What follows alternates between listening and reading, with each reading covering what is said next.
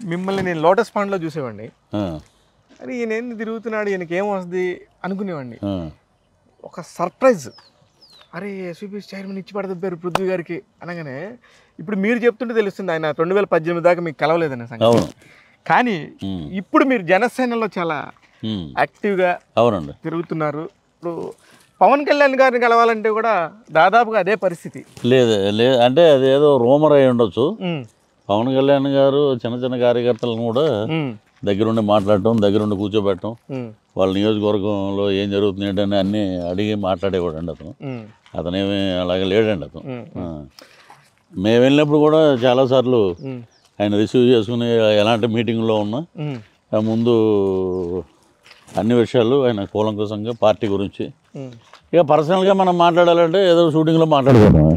Party పరంగా అయితే మటుకు ఆయన 24 hours అవైలబుల్గానే ఉన్నారండి. కానీ ఇప్పుడు నాకు అర్థం కాని ఒకటి విషయం ఉంది సార్, పవన్ కళ్యాణ్ లాంటి ఒక పెద్ద స్టార్, రోజుకి 2 కోట్ల రూపాయలు తీసుకునే ఒక స్టారు ఇదేదో పలానా ప్యాకేజ్ తీసుకొని ఇలా చేస్తున్నారు, పలానా ప్యాకేజ్ స్టార్ అని రోజా గారు అంటాము, లేకపోతే 3 పెళ్ళాలు ఉన్నాడు ఇవన్నీ మాట్లాడుతున్నాడు, 2 చోట్ల ఓడిపోయాడు, ఒక సీటు కూడా సంపాదించలేనోడు, ఇలాంటివన్నీ వింటున్నప్పుడు ఈ పార్టీ కానీ ఇప్పుడు ఇదివరకు రాజకీయాలు ఎంత ఫెయిర్గా ఉండేవి సార్. అవునండి. రాజశేఖర రెడ్డి గారు, చంద్రబాబు నాయుడు గారు అసెంబ్లీలో ఒక మాట మాట్లాడుకుంటే అది చాలా సెన్సేషన్ అయ్యేది. అవును.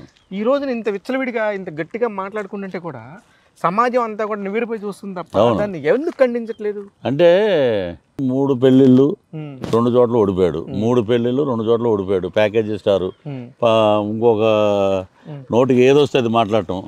మొన్నే రోజా గారు ఒక దరిద్రుడు జైలుకి వెళ్తే ఇంకో దరిద్రుడు సపోర్ట్ చేశాడని మాట్లాడింది. మరి ఆమె ఉందా ఇండస్ట్రీలో ఉండి అలా మాట్లాడితే ఒక సాక్షాత్తు సీఎంఏ మీటింగ్లో నువ్వు వెళ్ళి బటన్ నొక్కు, ఏవైనా సంక్షేమాలు నువ్వు ఏమైనా చేస్తున్నావు కాబట్టి నీ పథకాలు నీవు చెప్పుకో జనాలకి.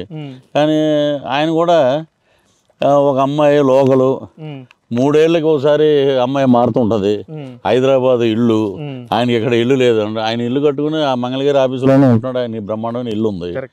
ప్లస్ ఇంకోటి నేషనల్ నుంచి ఒక అమ్మాయి, ఇంటర్నేషనల్ నుంచి ఇంకొక అమ్మాయి. ఇలాంటి మాటలు మాట్లాడితే స్త్రీల పట్ల మీకున్న గౌరవం ఏముంది? లోకలు, నేషనల్, ఇంటర్నేషనల్ అంటే ఎంత తప్పు అండి అది. ఆ ఆడవాళ్ళు అసహించుకుంటున్నారు. ప్లస్ ఇంకొక అతను ఏం మాట్లాడతాడు, ఇప్పుడు ఆవిడ వైజాగ్లో పవన్ కళ్యాణ్ గారు వెళ్తున్నప్పుడు కరెంటు తీసేయటం అన్నీ మనకు అందరూ తెలిసినవి. నెక్స్ట్ డే ఎయిర్పోర్ట్లో మరి రోజా గారు ఇంత మరి బాధపడిపోయి మాట్లాడుతుందంటే ఇలా చూపించింది ఆమె చెయ్యి. అంటే ఇప్పుడు ఆంధ్రప్రదేశ్లో వైఎస్ఆర్సీపీకి సంబంధించిన ఒక మహిళా మంత్రి ఇలా చూపిస్తే మొన్న ఎవరో వైఎస్ఆర్సీపీ అతనే అంటున్నాడు, ఇలా అంటే గుడ్ మార్నింగ్ అంట. మరి ఇలా అంటే గుడ్ మార్నింగ్ అంట. మరి దీని మీద ఎవరు మాట్లాడరు. ఒక బండారు సత్యనారాయణ గారు ప్లానింగ్ కమిషన్లో మెంబరు, నెక్స్ట్ తెలుగుదేశం మంత్రి, ఎక్స్ మినిస్టర్, ఆయన నువ్వు నీ భాగవతం నాకు తెలుసు, నీ బ్లూ ఫిలింలు ఉన్నాయి నా దగ్గర, నువ్వు ఏదో హోటల్ రూమ్లో ఉన్నావు తెలుగుదేశం ప్రచారం వచ్చినప్పుడు అన్నాడు. ఆ మాట ఒక సామాన్యుడైన ఆంధ్రప్రదేశ్ పౌరుడుగా మనం తీవ్రంగా ఖండిస్తున్నామండి. మహిళలను అలా అనకూడదు, తప్పే అది. కానీ నువ్వు అన్న మాట్లాడి పోనీ నువ్వేమన్నా పర్ఫెక్ట్గా ఉండి ఏమి అనకుండా ఉంటే ఈ రోజున ఆంధ్ర రాష్ట్రంలో ఉన్న మహిళలందరూ పార్టీలకు అతీతంగా నీకు వెనకాల ఉండేవారు. నువ్వేమో చంద్రబాబు నాయుడు గారిని అక్రమంగా అరెస్ట్ చేసినప్పుడు టపాకాయలు కాల్చి నువ్వు స్వీట్లు పంచావు, ఆ బ్రాహ్మణి గారిని నానా మాట్లాడినావు, భువనేశ్వర్ గారిని ఇదేదో ఫ్యాషన్ షో అని మొన్న ఆవిడ మీద ఏదో మాట్లాడింది. ఇంకా ఎన్ని మాట్లాడినా ఆవిడ ఏంటో ఒకటి అనుకుందండి. మరి ఈరోజు నీ మీద బండారు సత్యనారాయణ గారు ఒకటి అనుకుందామండి, ఆయన ఏదో అన్నాడని చెప్పి ఎంతమంది ప్యాకేజీలు ఇచ్చి మద్రాసులో హీరోయిన్లతో కూడా మాట్లాడించారు. మరి వాళ్ళకి తెలుసో తెలియదు జరిగిన వారానికి. మరి ఈ రోజున పార్టీలో ఉన్న వాళ్ళు ఎవరైనా ఒకళ్ళు మాట్లాడారండి?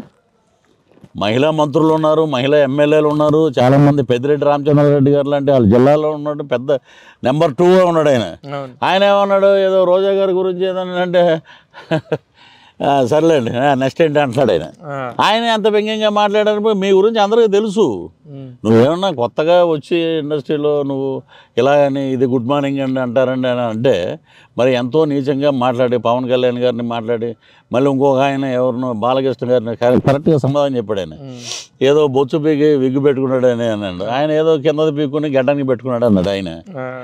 ఈ ఎలా ఉందో పడుకోవడం అని మాట్లాడండి అసెంబ్లీలో, నువ్వు దాంతో పడుకున్నావు దీంతో పడుకున్నావు, బడ్జెట్ కరెక్ట్గా లేదు, దీని మీద ప్రతిపక్షాలంతా తిరగబడుతున్నావు, దీనికి గవర్నమెంట్ శ్వేతపత్రం రిలీజ్ చేయాలి అని అంటారు మామూలుగా. ఈ మెగాస్టార్ ఫ్యామిలీలో ఎవరెవరు ఏ హీరోయిన్లతో అటాచ్ అయ్యారో వీళ్ళు శ్వేతపత్రం రిలీజ్ చేయండి అంటామే. అది ఎంత దౌర్భాగ్యం ఉండదు. సినిమా ఇండస్ట్రీలోనే ఉన్నాం కదా, అక్కడే పుట్టి అక్కడే పెరిగినప్పుడు. ఇప్పుడు నేను అడిగానండి చిరంజీవి గారిని, అల్యూమినియం ఫ్యాక్టరీలో బోలాశంకర్ ప్యాచ్ వరకు జరుగుతుంటే ఇలాగా అనుచితమైన వ్యాఖ్యలు చేస్తున్నప్పుడు ఆ విధులు వాళ్ళ విజ్ఞతకి వదిలేద్దాం అన్నాడు. మరి ఆయన మినిస్టర్ అయి వచ్చినప్పుడు పట్టుబట్టలు పెట్టి సన్మానించి వాళ్ళ ఇంట్లో భోజనాలు పెట్టి, మరి ఆవిడ అలా మాట్లాడి పవన్ కళ్యాణ్ గారిని అలా మాట్లాడి బాలకృష్ణ గారిని తొడగొడితే తొడ మెడ రెండు ఉండదు అంటాడు ఒక ఆయన. ఇంకా ఏమన్నాడు చూసారు, ఈయన 175 స్థానాలకి 175 శ్యాంబాబు అండి, నా క్యారెక్టర్ వీరు వేశారు. అసలు త్రివిక్రమ్ శ్రీనివాస్కి కానీ సముద్రగానికి కానీ పవన్ కళ్యాణ్ గారికి కానీ అసలు ఈ గురించి ఆలోచించే టైం ఎక్కడ ఉందండి? వైనాట్ 175 అంటారు. 170 నేను మొన్న ఒక స్కూల్కి గెస్ట్గా వెళ్తే ఆంధ్రాలో 175 అని అంటే, అంకుల్ 175లో 5 కొట్టేస్తే ఎంత అన్నాడు, 17 అన్న, అదే వచ్చేది వాళ్ళకి అన్నాడు. ఆడు ఇంత పిల్లోడు బాలవాక్ బ్రహ్మవాక్ అండి, మీకు 175 వస్తాయనుకుంటే ఈ తిట్లు ఎందుకు? కానీ మీరు అందరూ సపోర్ట్ చేయబట్టి, మీరు అందరు తిరగబట్టి అప్పుడు ఊహించని గెలుపు లేదండి. అప్పుడు కలిసి లేరు, జనసేన టీడీపీ కలిసి లేరు. కలిసి ఉంటే ఇంకో రకంగా ఉండదు. మొత్తం క్యాలిక్యులేట్ చేసి చూస్తే ఓడిపోయిన టీడీపీ కానీ జనసేన ఎమ్మెల్యేలంతా ఒక 1200, 500, 600 అలా మార్జిన్లో ఓడిపోయారు. ఎంతమంది ఉన్నారు అలాగా? అలా దగ్గర మొన్న చూస్తే 58 సీట్లు ఉన్నాయండి. 58, 23 కలిపితే ఎంత అండి?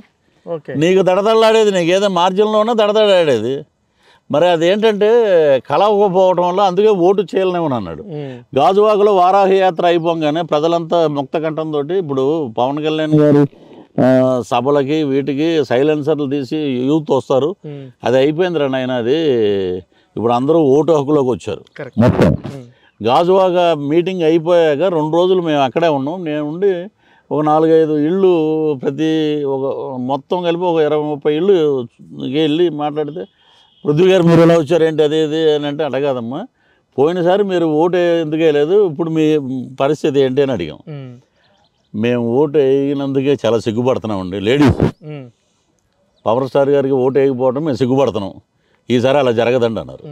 కానీ ప్రతి ఇంటికి కూడా ఎంతో కొంత ఉపాధి పరిస్థితుల్లోని ఏదో ఒక రకంగా జనాలకి ఇగో ఇవాళ నేను డబ్బులు అందుతున్నాయి, బటన్ నొక్కి మీ డబ్బులు మీ అకౌంట్లో వేస్తున్నానని చెప్తున్నారు. వీటి ప్రభావం ఏమి ఉండదంటారా? వాళ్ళ ఎమ్మెల్యేలు అన్నారండి, బటన్ నొక్కితే ఆయనకి పేరు వస్తుంది అనుకుని మాకేమొస్తుంది బొంగు అన్నాడు.